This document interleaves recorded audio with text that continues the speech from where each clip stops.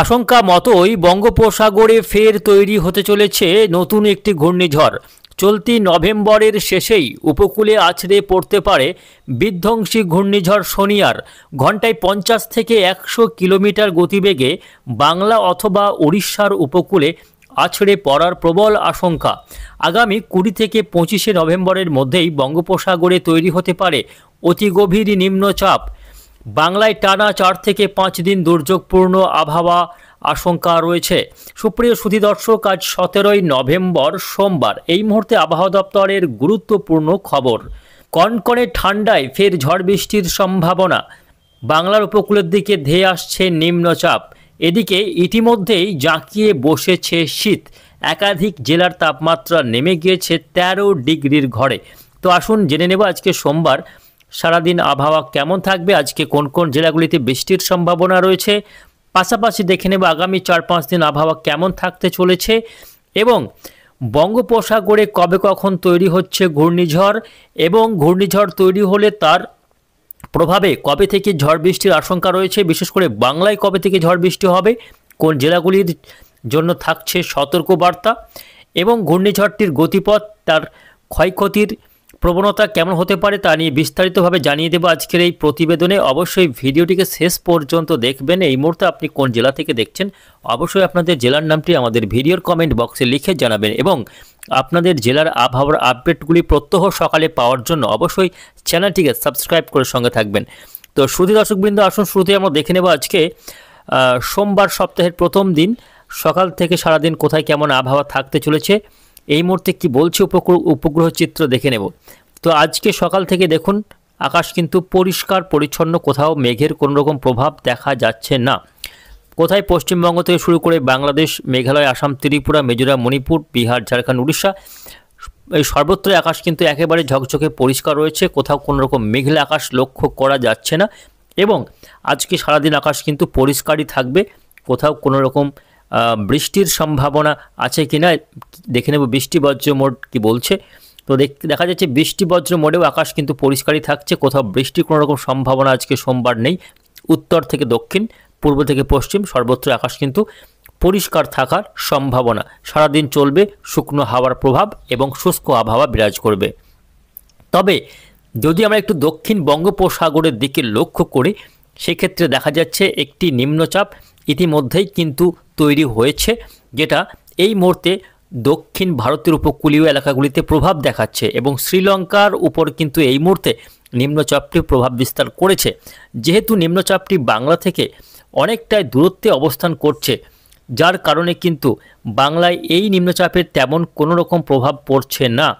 এখানে অবস্থান করছে নিম্নচাপটি, বাংলার অবস্থান এখানে।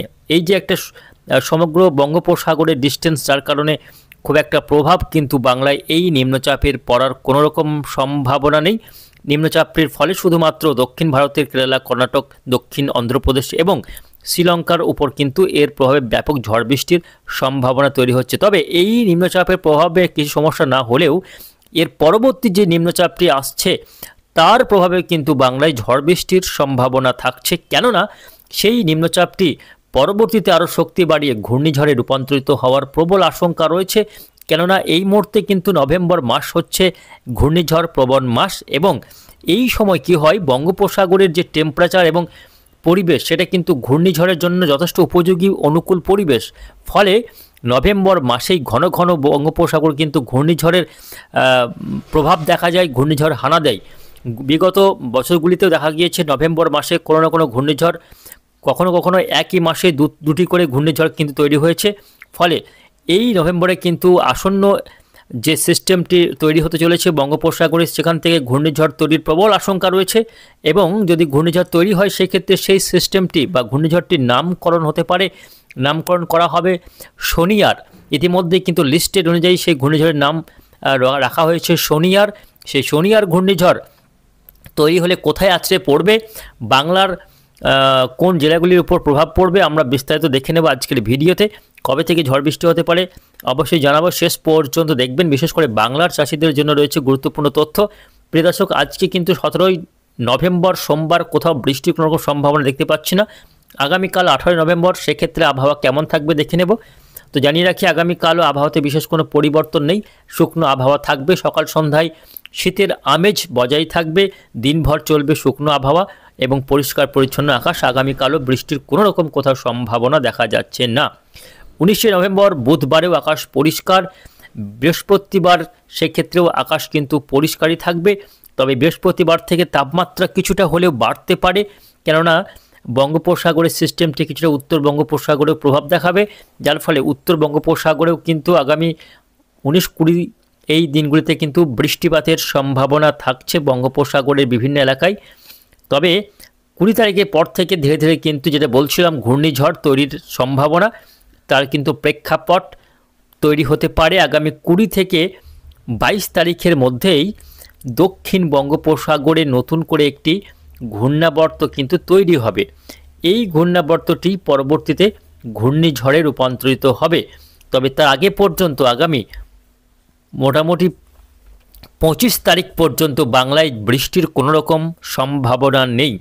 25 থেকে 28 তারিখের মধ্যেই বঙ্গোপসাগরে হানা দিতে পারে বিধ্বংসী এই ঘূর্ণিঝড়, যেটা একেবারে নভেম্বর শেষের দিকে 29-30 তারিখ নাগাদ বাংলার উপকূলে কিন্তু প্রবলভাবে আছড়ে পড়তে পারে, এমনই আশঙ্কা জোরালো হচ্ছে। আর দেখাবো কবে থেকে তৈরি হচ্ছে ঘূর্ণিঝড়, কোন দিকে যাবে, কোথায় প্রভাব দেখাবে, বিস্তারিতটাই আপনাদের দেখতে পাবেন আজকের এই আপডেটে। দেখুন আমরা দেখাচ্ছি শুরু থেকেই ঠিক কবে থেকে বঙ্গোপসাগরে ঘূর্ণিবর্ত তৈরি হতে পারে।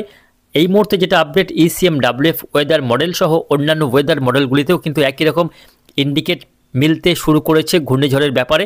সমস্ত ওয়েদার মডেলগুলি কিন্তু এই আসন্ন ঘূর্ণিঝড়ের ব্যাপারে তাদের ইন্ডিকেশন দিতে শুরু করেছে। এই মুহূর্তে আমরা যেটা দেখাচ্ছি ECMWF ওয়েদার মডেল কি বলছে। এই ওয়েদার মডেলটি কিন্তু সবথেকে নির্ভরযোগ্য একটি ওয়েদার মডেল এশিয়া মহাদেশের জন্য। তো সেক্ষেত্রে আমরা দেখতে পাচ্ছি একটি ঘূর্ণাবর্ত আগামী বৃহস্পতিবার 20 তারিখ নাগাদ জন্ম নিতে পারে দক্ষিণ বঙ্গোপসাগরে। সেটা 21শে নভেম্বর শুক্রবার হতে হতে বেশ খানিকটা শক্তি বাড়িয়ে দক্ষিণ বঙ্গোপসাগরে একটি বড় এলাকা জুড়ে কিন্তু তার প্রভাব বা ইন্টেন্সিটি বাড়তে থাকবে। এবং শনিবার 22শে নভেম্বর সিস্টেমটি আরও একটু শক্তি বাড়িয়ে একটি নিম্নচাপে পরিণত হতে পারে বা হয়ে যাবে।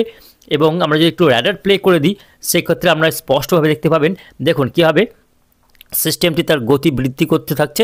আমরা একটু বায়ুর ঝাপটা মোড়ে নিয়ে যাব, সেক্ষেত্রে আর ব্যাপারটা বুঝতে স্পষ্ট হবে। দেখুন এই সিস্টেমটি কীভাবে তার ঘূর্ণিঝড়ের দিকে এগোচ্ছে। দেখুন প্রথমে নিম্নচাপ, তারপরে গভীর নিম্নচাপ। আগামী 23 তারিখ রবিবার দিন এটা কিন্তু একটি অতি গভীর নিম্নচাপে পরিণত হতে পারে এবং পরবর্তীতে আরও শক্তি বাড়াতে বাড়াতে দেখুন সিস্টেমটি কিন্তু ঘন্টায় 80 থেকে 90, তারপর সেটা 90 থেকে 100 কিলোমিটার গতি বাড়িয়ে আগামী 25 থেকে 26 বা 27 তারিখের মধ্যেই একটি ঘূর্ণিঝড়ে কিন্তু রূপ নিতে পারে। এই মুহূর্তে আমাদের কাছে আগামী 25 তারিখ পর্যন্ত যে আপডেট পাচ্ছি তাতে করে আগামী 25 থেকে 26 তারিখের মধ্যেই এই সিস্টেমটি একটি ঘূর্ণিঝড়ে রূপ নিয়ে নেবে এবং পরবর্তীতে সিস্টেমটি কিন্তু প্রথমেই এই মুহূর্তে যেটা আমাদের কাছে আপডেট রয়েছে তাতে করে পরবর্তী সময়ে এই সিস্টেমটি উপকূল হয়ে প্রথমে উত্তর পশ্চিম দিকে বাঁক নিয়ে অন্ধ্রপ্রদেশ উপকূলে ধাক্কা খেয়ে পরবর্তীতে উপকূলে গা ধরে গিয়ে উড়িষ্যা অথবা বাংলার উপকূলে কিন্তু সরাসরি আঘাত হানতে পারে। তবে যদি উপকূলে আছড়ে পড়ে সেক্ষেত্রে সিস্টেমটি তার শক্তি কিছুটা ক্ষয় করতে পারে বলে মনে করা হচ্ছে। ফলে আশঙ্কা রয়েছে সিস্টেমটি উপকূলে যখন আছড়ে পড়বে তখন এর গতিবেগ থাকবে ঘন্টায় 80 থেকে 90 কিলোমিটার। ফলে খুব একটা দুর্যোগ না তৈরি হলেও ভারী থেকে অতি ভারী বৃষ্টি এবং বিভিন্ন অস্থায়ী ঘরবাড়ি বা যেগুলো গাছপালা আছে ভেঙে পড়তে পারে এই সিস্টেমটির প্রভাবে। তবে সেটা কিন্তু নভেম্বরের একেবারে শেষের দিকে গিয়ে হয়তো এর প্রভাবে বৃষ্টি হবে। তবে তার আগে পর্যন্ত মোটামুটি আগামী 25-26 তারিখ পর্যন্ত বাংলায় ঝড় বৃষ্টির কোনো রকম সম্ভাবনা নেই। এই ঘূর্ণিঝড় তৈরি হলে তার প্রভাবে আগামী 27 তারিখের পর থেকেই বৃষ্টির সম্ভাবনা তৈরি হতে পারে। তবে তার আগে পর্যন্ত আবহাওয়া কিন্তু শুকনো থাকবে। যদিও এই বিষয়ে এখনও স্পষ্ট কোনো ক্লিয়ারিটি পাওয়া যাচ্ছে না, এখনও ওয়েদার মডেলগুলি থেকে আপডেট পেলেও আবহাওয়া দপ্তর এই বিষয়ে কোনো আপডেট এখনও জানায়নি। আমরা কিন্তু সেই দিকে নজর রেখেছি। পরবর্তীতে যদি ঘূর্ণিঝড় নিয়ে কোনো আপডেট আবহাওয়া দপ্তর জানাই অবশ্যই আপনাদের জানিয়ে দেবো। তার জন্য অবশ্যই চ্যানেলটিকে সাবস্ক্রাইব করে রাখবেন।